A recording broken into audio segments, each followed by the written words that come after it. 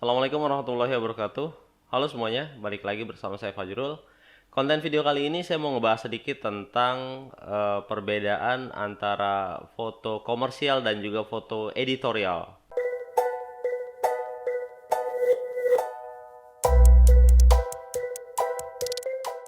Nah, dalam video ini setidaknya saya akan membahas 3 perbedaan antara foto komersial dan juga foto editorial. Selain itu, di akhir video nanti saya akan sharing bagaimana cara menentukan apakah foto yang kalian akan submit ke Shutterstock itu masuk ke foto komersial ataupun lebih cocok masuk ke foto editorial. Jadi bagi teman-teman yang masih baru di dunia microstock atau aktivitas jualan foto dan juga video di internet, kalian harus tonton video ini sampai selesai. Dan seperti biasa, sebelum kita mulai ke inti bahasannya, silakan di like video ini. Jika kalian rasa video ini bermanfaat, silakan kalian bagikan ke teman-teman kontributor yang lain.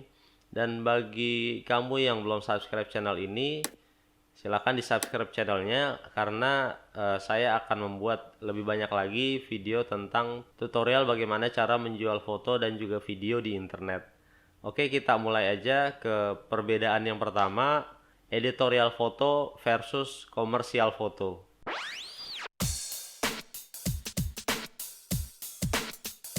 Perbedaan yang pertama dilihat dari penggunaannya. Kalau foto editorial itu penggunaannya terbatas hanya pada kegiatan editorial. Misalnya fotonya hanya untuk pelengkap di artikel ataupun berita di portal berita atau media online. Bisa juga untuk pelengkap artikel di website ataupun blog, juga majalah, serta surat kabar. Dan dia tidak boleh digunakan untuk kebutuhan komersial apapun. Sebaliknya untuk foto komersial dia bisa digunakan untuk berbagai macam kebutuhan publikasi yang bersifat komersial. Misalnya untuk iklan di papan billboard atau iklan di FB Ads, digunakan untuk membuat banner iklan di website ataupun blog, kemudian brosur, leaflet, pamflet, atau untuk cover buku dan juga majalah, serta dia bahkan bisa digunakan untuk iklan di televisi. Dan tentunya foto komersial ini bisa juga digunakan untuk kebutuhan editorial. Jadi foto komersial lebih fleksibel penggunaannya dan lebih luas ketimbang foto editorial.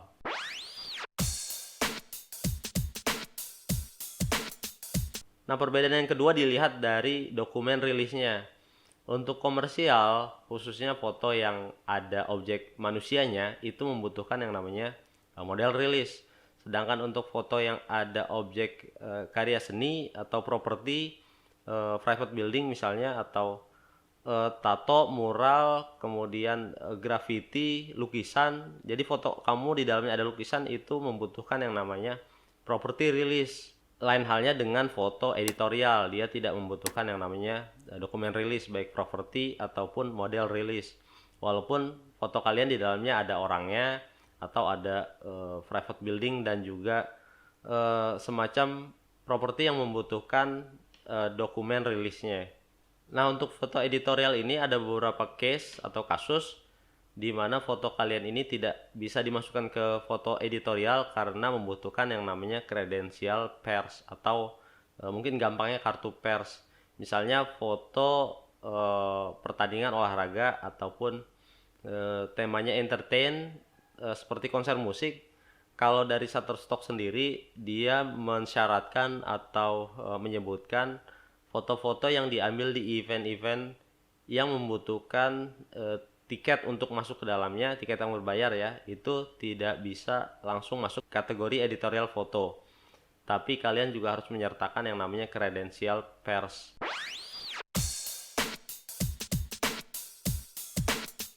Kemudian perbedaan yang ketiga dilihat dari elemen perusahaan yang melekat pada produk yang ada di dalam foto yang mau kalian submit. Pada foto komersial itu tidak boleh tampak sama sekali semacam logo ataupun elemen-elemen yang mencirikan sebuah produk dari sebuah perusahaan. Misalnya kalau kalian motret model lagi nelpon dengan memegang HP, kemudian di handphonenya itu kan ada logo perusahaan ataupun logo merek dari handphone tersebut, kemudian ada tombol-tombol yang dia bisa mencirikan, misalnya kalau tombol seperti ini iPhone, tombol ini Xiaomi, tombol ini Samsung. Nah, itu tidak boleh ada. Jadi harus dihapus untuk foto komersial. Termasuk laptop juga sama. Kanan kirinya port-port USB-nya, HDMI, colokan power itu harus dihapus semua. Nah, berbeda dengan foto editorial yang mengusung unsur jurnalistik, di mana foto yang kalian submit itu harus seotentik mungkin. Dia tidak boleh hasil digital imaging gabungan dari dua foto. Jadi untuk mengedit foto editorial, kalian cukup main di gelap terang ataupun kontras dan brightness-nya aja. Nah, mungkin itu perbedaan dari foto editorial dan juga foto komersial. Walaupun ada satu lagi perbedaan yang saya belum cari lebih dalam sih tentang ini, tapi menurut saya ini make sense. eh, Perbedaan di harga. Untuk komersial dia lebih mahal karena kebutuhan foto komersial itu kan berbagai macam dan juga banyak, di mana dibutuhkan foto itu yang high res, misalnya untuk billboard, untuk iklan di billboard itu kan nggak mungkin dia download atau belinya foto dengan ukuran 720 kali 480 atau sejenisnya yang kecil lah. Kalau foto editorial kan dia tidak membutuhkan resolusi yang besar karena hanya untuk pelengkap dari berita di media online. Kalau menurut saya logikanya seperti itu. Nah, jika kalian tahu perbedaan lain antara foto editorial dan juga foto komersial, silahkan kalian tulis di kolom komentar. Oke, kita berlanjut ke tutorial bagaimana cara menentukan apakah foto yang akan kalian submit ke Shutterstock itu cocok dimasukkan ke kategori komersial atau lebih cocok masuk ke kategori editorial. Kita bumper dulu sebentar ya.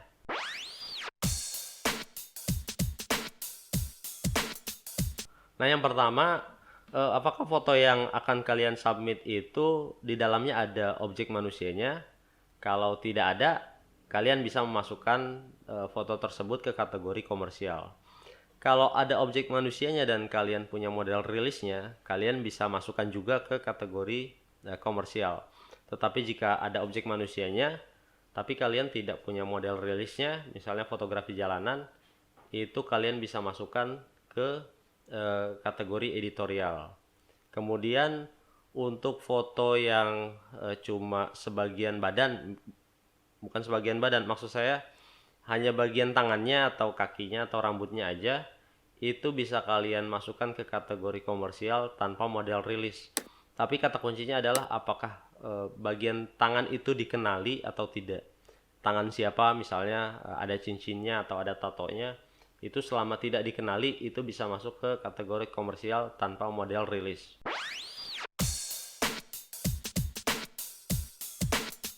Kemudian yang kedua, apakah foto yang akan kalian submit itu ada karya seni di dalamnya atau properti yang membutuhkan dokumen rilis.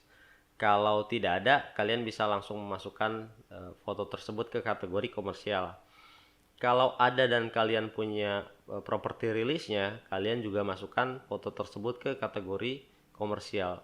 Tetapi kalau ada properti ataupun karya seninya, tetapi kalian tidak punya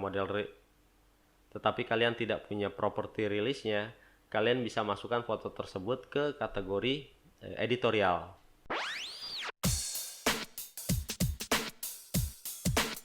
Kemudian yang selanjutnya, apakah foto yang kalian submit itu ada terdapat elemen-elemen dari sebuah produk, misalnya logo ataupun ya elemen yang mencirikan sebuah produk dari sebuah perusahaan. Kalau ada dan kalian bisa menghapusnya, itu kalian bisa memasukkan ke kategori komersial.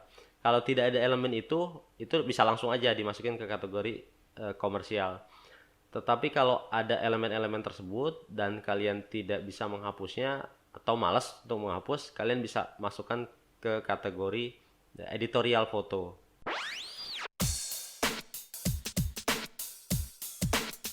Yang terakhir, apakah foto yang akan kalian submit dan dijual di Shutterstock itu diambil di event-event yang membutuhkan tiket masuk yang berbayar. Misalnya seperti yang sudah saya sebutkan sebelumnya, kayak pertandingan olahraga ataupun konser musik, itu tidak bisa kalian masukkan ke kategori editorial foto. Tapi karena kalian membutuhkan yang namanya kredensial pers. Nah, kecuali kalian mendaftar menjadi kontributor khusus untuk editorial fotonya dari Shutterstock. Nah, bagaimana caranya? Nanti akan saya coba buatkan tutorialnya bagaimana cara mendaftar menjadi kontributor editorial khusus untuk Shutterstock. Makanya ketika kalian subscribe channel ini, kalian jangan lupa untuk bunyikan loncengnya ya, agar bisa dapat notifikasi kalau saya upload video baru. Nah, semoga dari konten video ini kalian bisa lebih paham dan nggak bingung ketika kalian mau submit foto, mau dimasukkan ke kategori komersial ataupun ke kategori editorial. Emang dampaknya apa sih kalau sampai salah masuk kategori?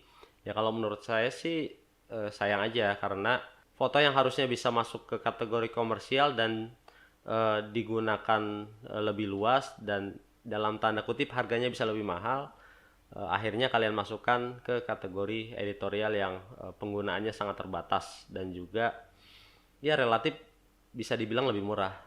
Ya mungkin cukup konten video kali ini. Kita ketemu di tutorial berikutnya. Assalamualaikum warahmatullahi wabarakatuh.